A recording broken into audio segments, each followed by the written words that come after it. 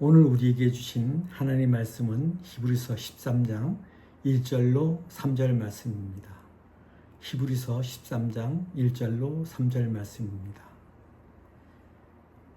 제가 읽겠습니다. 형제 사랑하기를 계속하고 손님 대접하기를 잊지 말라. 이로써 부지 중에 천사들을 대접한 이들이 있었느니라. 너희도 함께 갇힌 것 같이 갇힌 자들을 생각하고 너희도 몸을 가졌은즉 학대받는 자들을 생각하라. 이는 하나님 말씀입니다. 사람들은 자신만의 일생 최대의 목표를 세우고 오직 그 목표를 이루기 위해 최선을 다해 살아가는 사람들이 많습니다. 운동선수를 예를 들면 아마추어의 경우에는 올림픽이나 국제대회에서 금메달을 따는 것, 그리고 우승하는 것이 목표일 것입니다. 프로 선수의 경우에는 세계 최고의 선수, 챔피언, 탑 랭커가 되는 것이 목표이고 꿈일 것입니다. 그런데 그 목표를 이루어 금메달을 목에 걸었다고, 챔피언이 되었다고, 우승을 했다고, 그 삶이 완성되었다고 말할 수 있을까요? 금메달을 목에 걸고 챔피언이 되고 우승을 한 것으로 그 사람의 모든 삶이 완성되는 것은 아닙니다. 그 성과 경험을 바탕으로 끊임없는 노력과 자기 개발을 더하여 또 다른 대회와 경기에서 더 좋은 성적과 성과를 거둠으로써 더 나은 삶으로 나아갈 수 있고 그 삶을 지속할 수 있는 것입니다. 우리와 친근한 음악인을 예를 들어볼까요? 정말 피나는 노력과 열정을 쏟아붓는 학업 과정을 거치고 각종 콩쿠르, 경연이나 연주회와 발표회 등을 통해서 커리어를 쌓고 자신을 알리며 오디션 등을 통해서 자신의 음악 활동을 위한 기본적인 삶을 보장받아 음악인으로서 또 생활인으로서 살아갑니다. 그러면 그들의 음악인으로서의 삶이 거기에서 멈춥니까? 그것으로 그 삶이 완성됩니까? 아니죠. 더 많은 노력과 열정으로 더 나은 음악과 삶을 위해 오히려 더 치열한 음악인의 삶을 살아갑니다. 그렇습니다. 마찬가지로 오늘 본문 말씀도 우리의 신앙도 믿고 고백하고 서로 사랑함이 유대적인 일시적인 사랑으로 끝나는 것이 아니라 삶의 자리에서 끊임없이 실천해야 한다는 것을 말씀하고 있습니다. 그래서 본문 말씀을 통해서 오늘을 사는 성도들이 진정한 사랑의 삶을 형제 자매된 성도와 나그네와 같은 이웃과 고통과 억눌림을 고난당하는 사람들에게 어떻게 계속적으로 사랑을 실천할 수 있고 또 어떻게 적용할 수 있는지에 대하여 함께 말씀을 나누고자 합니다. 그래서 첫 번째 메시지는 계속되어야 할 형제 자매의 사랑입니다. 1절에 형제 사랑하기를 계속하고라고 하였습니다. 여기서 말하는 형제란 피로 맺어진 혈연관계의 형제를 말하는 것이 아닙니다. 좁게는 그리스도 안에서 같은 하나님의 자녀가 된 믿음의 형제 자매를 의미하고 넓게는 하나님의 동일 피조물인 세상 모든 사람들을 가리키는 말입니다. 그래서 세상 모든 사람 사랑하기를 계속하라는 의미이기도 합니다. 그런데 여러분, 중요한 것은 이 말씀의 초점은 누구를 사랑하느냐가 아니라, 대상이 아니라 성도라면 사랑해야 한다는 당위성을 말하는 것입니다. 그렇습니다. 본절은 사랑해야 할 것을 권면하시는 말씀입니다.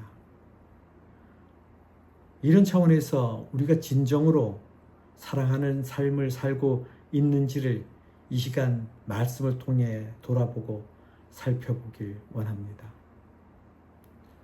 그러면 여러분, 왜 우리는 서로 사랑해야 합니까? 마태복음 23장 8절 후반절로 9절에 너희는 다 형제니라 땅에 있는 자를 아버지라 하지 말라. 너희의 아버지는 한 분이시니 곧 하늘에 계신 이시니라. 히브리서 2장 11절에 거룩하게 하시는 이와 거룩하게 함을 입은 자들이 다 한 근원에서 난지라. 그러므로 형제라 부르시기를 부끄러워하지 아니하시고 라고 하였습니다. 그렇습니다. 형제는, 성도는 한 분 하나님 아버지의 형제 자매이고 십자가 피 흘림을 통해 거룩하게 하신 예수님과 그 십자가 보혈의 공로로 거룩함을 힘입은 그리스도인들은 모두 하나님의 아들이기에 한 가족이라는 것입니다. 그렇기 때문에 형제 자매로 가족된 성도가 서로 사랑하는 것은 당연한 것입니다. 어떻게 그 가족이요 형제와 자매라고 부르면서 사랑하지 않을 수 있겠습니까? 그렇습니다. 성도는 사랑해야 합니다. 그리고 그 사랑은 일시적인 것이 아니라 계속되어야 한다는 것입니다. 가족은 잘났든 못났든 서로의 부족함을 채워주고 격려하며 지지하고 사랑해야 합니다. 건강, 학력, 지적 수준, 명예, 성품, 경제적 능력, 어떤 조건과 힘들 때나 기쁠 때나 슬플 때나 어떤 상황과 상관없이 서로 끊임없이 사랑하는 관계가 가족이듯이 바로 이것이 성도가 사랑해야 하는 진정한 이유이고 목적인 것입니다. 그리고 내가 가족 구성원을 선택할 수 없는 것처럼 하나님 안에 한 가족이 된 우리는 내가 좋아하고 내 취향에 맞는 사람만이 아닌 그리스도를 믿는 사람이라면 누구나가 사랑의 대상인 가족이라는 것입니다. 그리고 그런 사랑의 실천은 세상을 향한 그리스도 예수 안에서의 가족됨과 신앙의 진정성을 알리는 확실한 증거가 되는 것입니다. 그래서 주님께서 요한복음 13장 34절로 35절에 새 계명을 너희에게 주노니 서로 사랑하라. 내가 너희를 사랑한 것 같이 너희도 서로 사랑하라. 너희가 서로 사랑하면 이로써 모든 사람이 너희가 내 제자인 줄 알리라고 말씀하셨습니다. 그렇습니다. 성도들 간에 서로 사랑하는 모습이 그리스도께서 말씀하신 그분의 제자임을 나타내는 증표가 되는 것입니다. 증거가 되는 것입니다. 그럼에도 불구하고 우리는 부족하고 연약하여 신앙생활을 하다 보면, 아니 교회 일을 하다 보면 서로를 오해하기도 하고 서로에게 상처를 주기도 하고 상처를 받기도 하는 성도와의 관계 속에서 다양한 형태의 부정적인 경험을 겪기도 합니다. 그리고 그 오해와 상처, 부정적인 경험과 사람과의 관계로 인한 실족이 하나님과의 관계로 회복되지 못하여 신앙이 무너지기도 하고 극단적인 경우에는 교회의 발길을 끊게 되는, 하나님과의 관계의 단절로 이어지는 그런 사실을 우리는 종종 목도하게 됩니다. 그런데 사람의 생각으로는 용서가 되지 않고 가슴 깊이 박혀 지워지지 않는 상처이지만 그 오해와 상처, 부정적인 경험조차도 성도를 장성한 믿음으로 세우기 위한 하나님의 연단하심이고 섭리하심이란 말씀을 기억한다면 어쩌면 그것은 기회이고 감사이고 유익이며 거뜬히 극복할 수 있는 문제라는 것입니다. 고린도후서 12장 10절에 그러므로 내가 그리스도를 위하여 약한 것들과 능력과 궁핍과 박해와 곤고를 기뻐하노니 이는 내가 약한 때, 약한 그때의 강함이라는 말씀처럼 연약함의 고난을 통해 오히려 하나님의 능력이 온전해지는 것을 경험하고 자랑할 수 있는 유익을 얻었다고 고백한 바울 사도의 고백처럼 그러한 부정적인 경험으로 인한 시험이, 시련이, 고난이 하나님 앞에 온전해질 수 있는 기회요, 유익이요, 감사임을 믿으시기 바랍니다. 그래서 말씀을 통해 깨닫고 기도함으로 우리에게 각인된 부정적인 경험을 회복하고 극복함으로 약할 때 강함되게 하시는 하나님의 은혜를 경험하는 저와 여러분 되길 소원합니다. 요한1서 3장 15절과 16절 말씀에 그 형제를 미워하는 자마다 살인하는 자니 살인하는 자마다 영성이 그 속에 거하지 아니하는 것을 너희가 아는 바라. 그가 우리를 위하여 목숨을 버리셨으니 우리가 이로써 사랑을 알고 우리도 형제들을 위하여 목숨을 버리는 것이 마땅하니라라는 말씀처럼 여러분 오해와 상처로 섭섭한 마음과 미워하는 마음이 있습니까? 만약 용서하고 사랑할 수 없다면 죄인이었던 여러분을 아니 우리를 위해 목숨을 버리시기까지 용납하신 순종하신 예수 그리스도의 십자가 대속의 사랑의 은혜를 기억하시기 바랍니다. 그리고 그 십자가 대속의 사랑을 믿음으로 용서할 수 있고 사랑할 수 있는 저와 여러분이 되시길 소원합니다. 이것이 곧 은혜를 입은 자의 마땅한 도리이기 때문입니다. 두 번째 메시지는 나그네 사랑도 형제 사랑으로부터입니다. 2절에 부지중해로 번역된 헬라어 란다노는 모르는 사이에 무엇하다라는 의미로 아브라함과 롯이 천사들을 대접하면서도 그들이 천사라는 사실을 알지 못한 채 대접한 것을 말씀합니다. 창세기 18장 1절로 8절에 아브라함은 낯선 세 사람이 자신의 집 앞에 나타나자 신속히 영접하고 극진히 대접했습니다. 그리고 창세기 19장 1절로 3절에 롯은 저물 때 소돔성에 이른 두 사람을 간청하여 자기 집에 유숙하게 하였습니다. 아브라함과 롯은 천사를 사람으로 알고 대접했던 것입니다. 그들은 평범한 사람을 대접한다고 생각하며 선행을 베풀었으나 실제는 천사를 대접한 것이었습니다. 그 결과 아브라함은 하나님의 심판 계획을 들을 수 있었고 그로 말미암아 조카 롯을 구원할 수 있었으며 롯 역시 두 딸과 함께 구원받는 복을 받았습니다.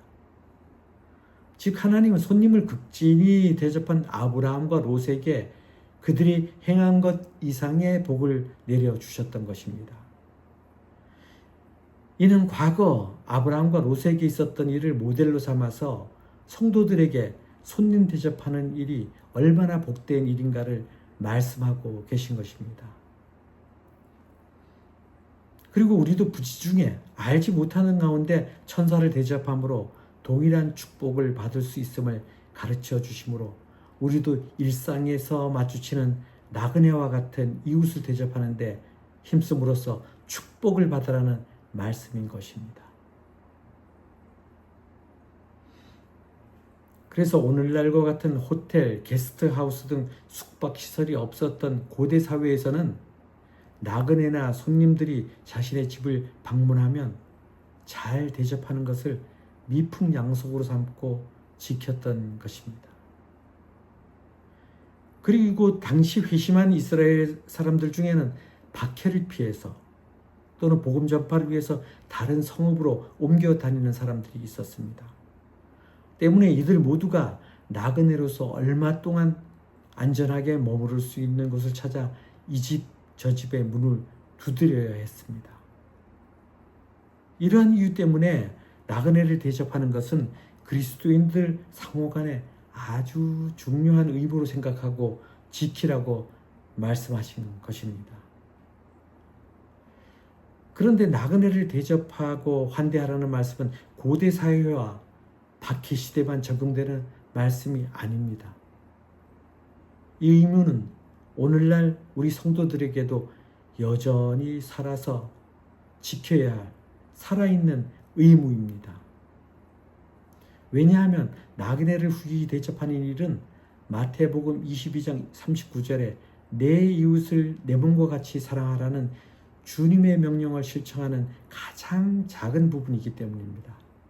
즉 성도는 마태복음 25장 40절 후반절에 너희가 여기 내 형제 중에 지극히 작은 자 하나에게 한 것이 곧 내게 한 것이니라는 말씀과 마태복음 10장 15절 하반절에 작은 자에게 냉수 한 그릇이라도 주는 자는 결단코 상을 잃지 아니하시니라는 말씀과 같이 작은 선행을 비롯한 낯선 이웃에게 환대하여 온정을 베푸는 일이 그리스도의 사랑을 실천하는 것이고 이는 곧 우리가 받을 상급이기 때문입니다.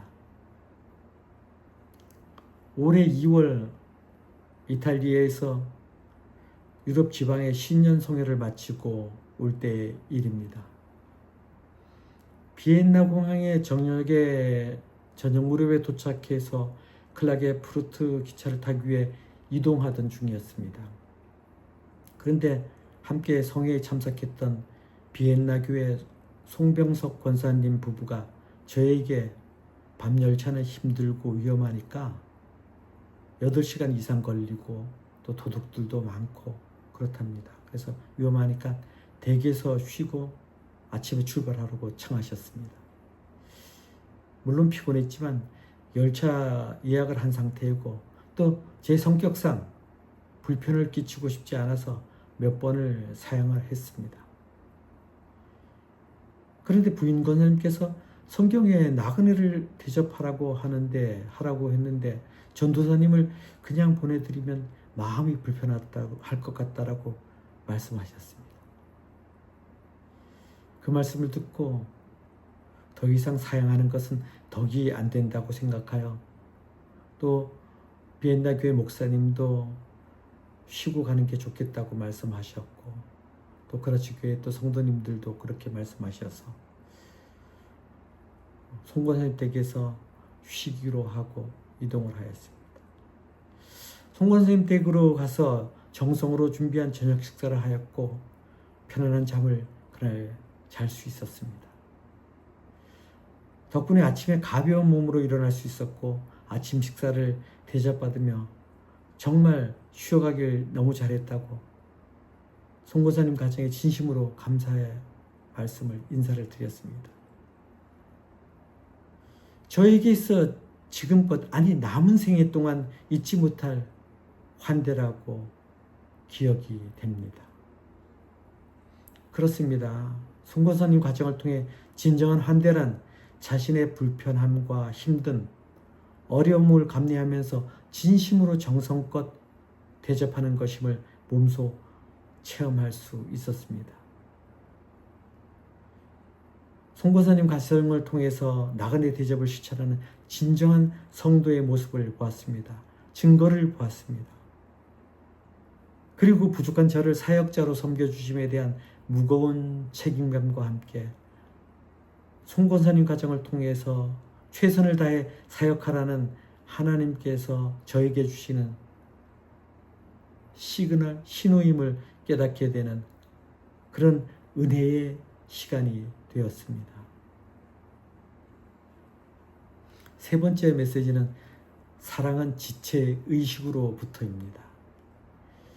여기서 지체는 팔다리를 포함한 온몸을 말하고 지체의식은 한 몸 안에 다양한 지체들처럼 그리스도의 몸인 교회 공동체 안에서 성도 각자가 한 몸의 지체로서 서로 연결되어 있고 공동체 일원으로서 역할을 인식하는 마음을 의미합니다.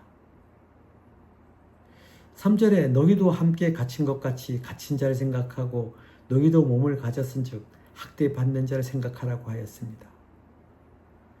초대교회 당시에는 유대교인들과 로마 제국의 박해로 인해 그리스도인들이 재산을 몰수당하고 옥고를 치르거나 심지어 원형격의장에서 사람들의 구경거리가 되어 죽임을 당하는 등 핍박과 순환이 비일비재하였습니다.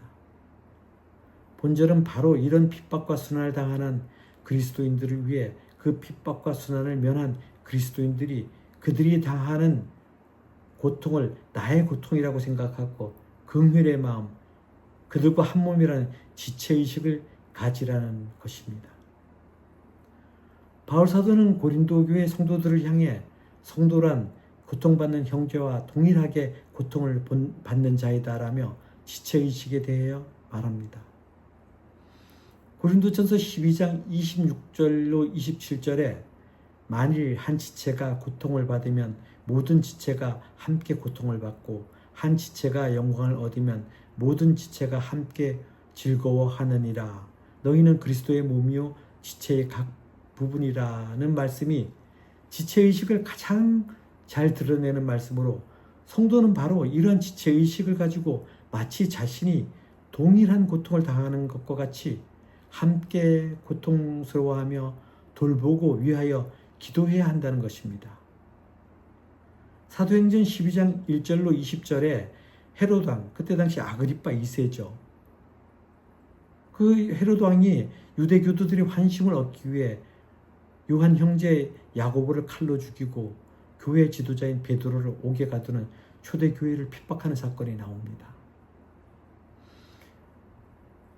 하지만 이런 핍박에도 성도들은 결코 두려워 떨며 도망하지 않았습니다. 오히려 사도행전 12장 5절에 이에 베드로는 옥에 갇혔고 교회는 그를 위하여 간절히 하나님께 기도하더라고 말씀하고 있습니다.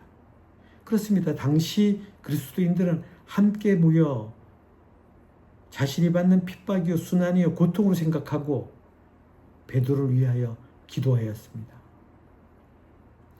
마찬가지로 오늘날 우리도 고통을 당하는 성도, 형제자매는 물론 이웃을 생각할 때 박해 당시에 그리스도인과 같이 그런 지체의식으로 고통을 함께하고 그들을 위하여 간절히 기도해야 할 것입니다. 성도인 우리는 고통당하는 형제를 돌보아야 할 의무가 있습니다. 왜냐하면 고통당하는 사람도 믿음을 지켜야 할 의무가 있지만 고통을 받지 않는 사람도 고통받는 사람을 영적, 물질적으로 돌보아야 할 의무가 있기 때문입니다. 야고보서 2장 15절과 16절에 만일 형제나 자매가 헐벗고 일용할 양식이 없는데 너희 중에 누구든지 그에게 이르되 평안히 가라, 덥게 하라, 배부르게 하라 하며 그 몸에 쓸 것을 주지 아니하면 무슨 유익이 있으리라는 말씀처럼 단순한 말이 아닌 삶에서 드러나는 행동으로 형제 자매의 고통을 함께 아파하고 공감하며 작은 힘이라도 돕는 나눔을 통해 그 사랑이 지체의식으로 나타나야 한다는 것입니다. 구체적이고 실질적으로 어려움에 처한 사람을 영적, 육적, 물질적으로 돕는 것은 기본적인 그리스도인의 자세라는 것입니다.